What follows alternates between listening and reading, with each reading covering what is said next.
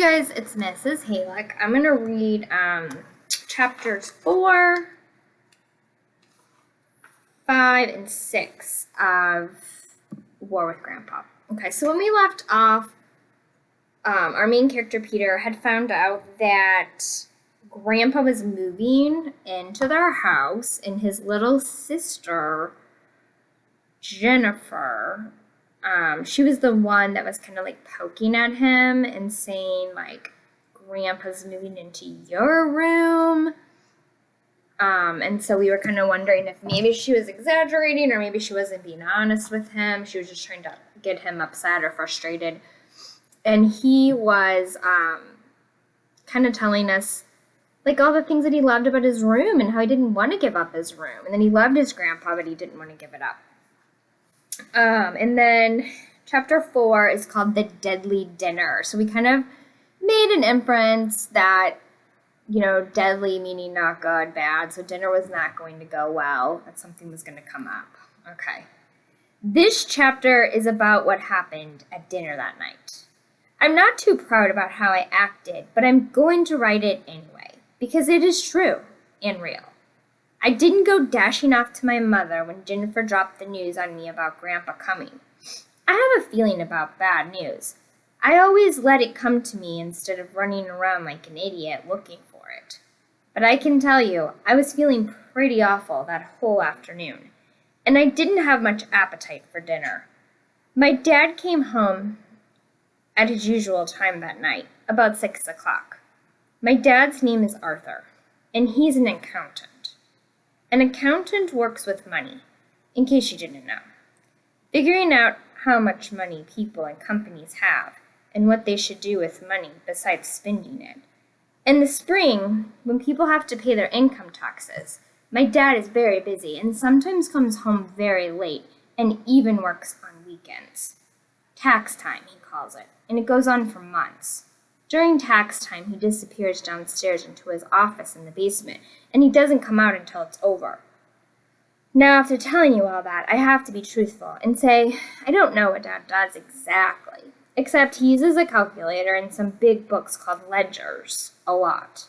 Anyway, we were on dessert and milk when the subject of Grandpa came up, and it was Mom who spoke about it.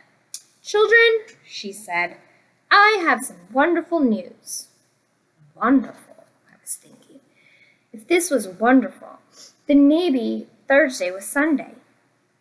You know that Grandpa Jack has been very sad down in Florida since Grandma died. Well, I was speaking to him the other day, and guess what? He sold the house down there, and he's coming to live with us. Isn't that exciting? Mama's looking at me with such a happy expression on her face that I had to smile. Just a little.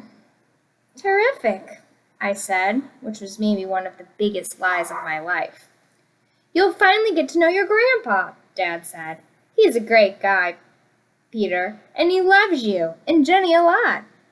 I love him up to the sky and down to the ocean, Jenny said.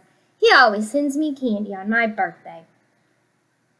That's my silly sister. If Frankenstein gave her chocolate, she would be his best friend.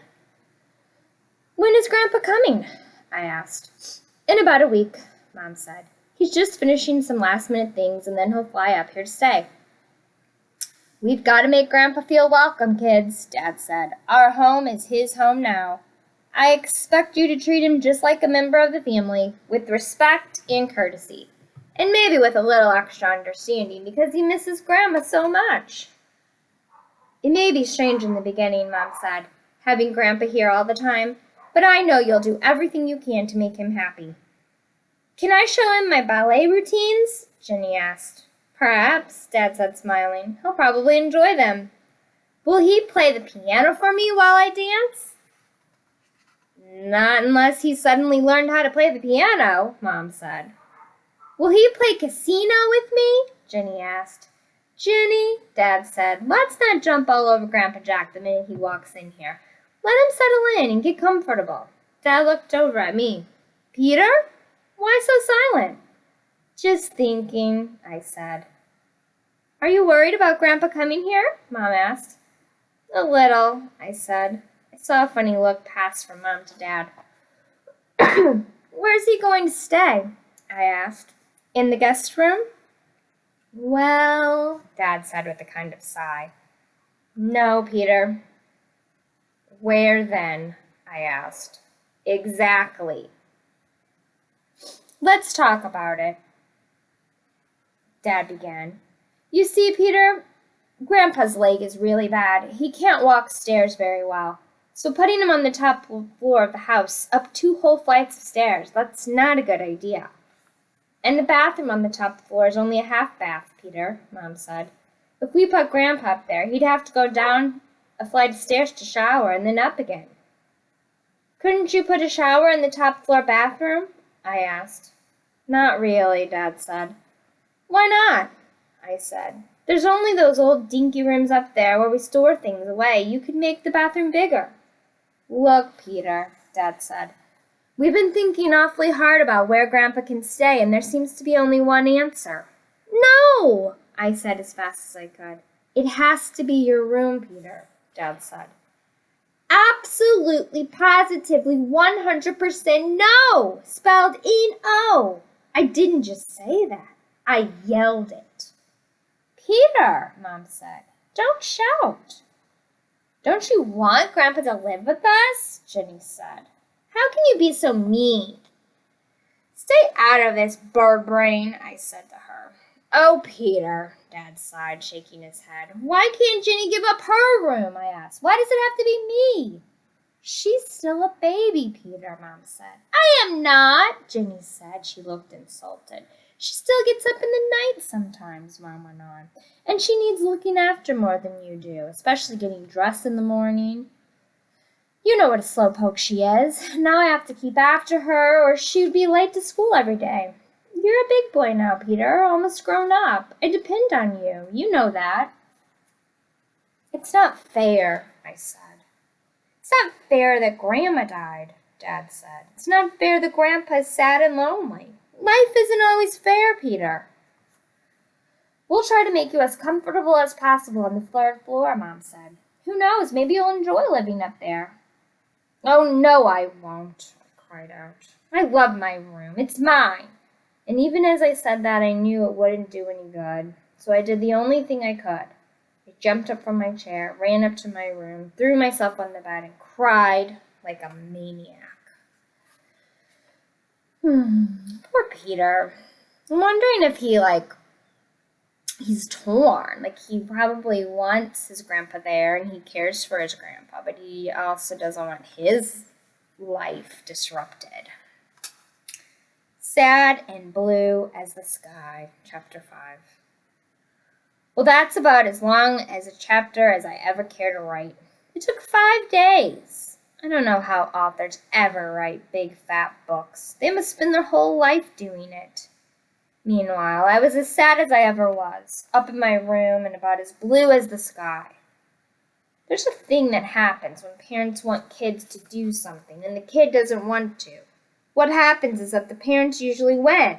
That's one of the big advantages of being a parent. You get to win the arguments. Take piano lessons, for example.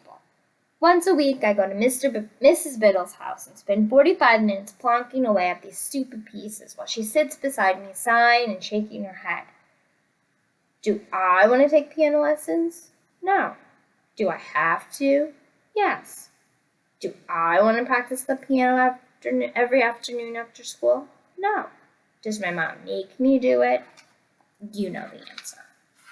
Why couldn't I have baseball lessons instead? If somebody pitched me a baseball for 45 minutes every week, then maybe I could learn to hit a ball instead of striking out all the time, which is what I do. Except a few times by accident I do hit the ball. Last year I got only 2 hits all season.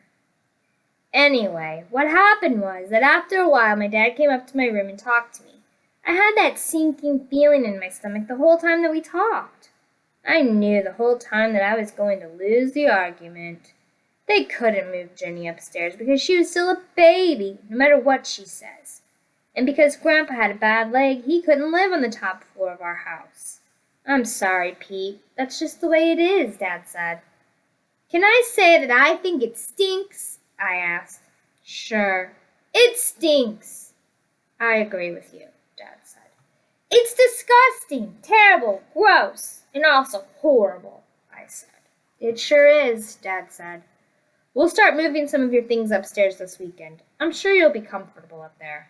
I'll hate it. If you have that attitude, you will hate it, Dad said. Give it a chance, Peter. Do I have a choice? I asked. No. Then I don't want to talk about it anymore. And we didn't. I like Dad's approach. I like how Dad is letting him kind of vent and letting him have these feelings. And Dad's understanding that, it's not. You don't like it. I get it. It's not what you want. But yeah, because that's what we need to do sometimes. We need to be able to be in that safe place and be able to, share our feelings. And parents, can understand where we're coming from. Chapter 6, I promise. I'm putting down this promise in black and white so I don't ever forget it. When I grow up and have a kid, I will never make him do anything he really does not want to do. That is a solemn promise. So help me God. Except if it's something really important. Like if he didn't want to brush his teeth, I'd have to make him do that or else he would get cavities and stuff. Or if he didn't want to eat his vegetables, say, and he wouldn't get his vitamins to help him grow right. Or if he wanted to run across the street when a car was coming, I'd have to stop that, of course. Or if he fooled around with matches or electricity or poison or things that could hurt him. If he didn't want to go to school, I guess I'd have to make him go, or he would grow up stupid. Maybe there's a few other things that he'd have to do. I haven't thought of that. But other than that, no. And that's a promise. He's a pretty funny guy. So he's like, when I grow up and I have kids, I'm not making my kids do anything they don't want to do. Wouldn't that be nice if we could just not do all the things that we didn't want to do? Yeah. But doing hard things and doing boring things and doing things that we don't like, they do really help us become the people that we are. We want that in us, okay? We want our parents and the people that love us to teach us the way, okay? So we know what to do. And because when you become an adult, you have lots of responsibilities, good things and not so good things. But this is a cute story. Hope you're enjoying it.